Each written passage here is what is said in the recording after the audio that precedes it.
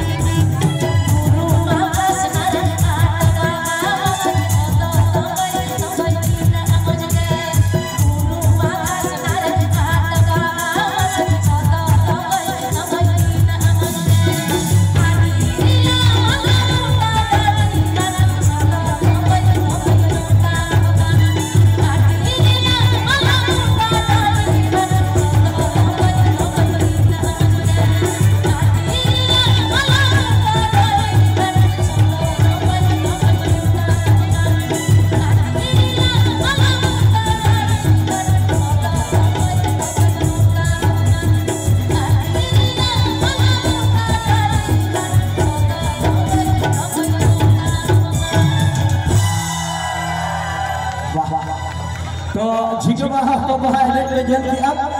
sound committee हुडी में चाहा मिटी सीरियल बन गया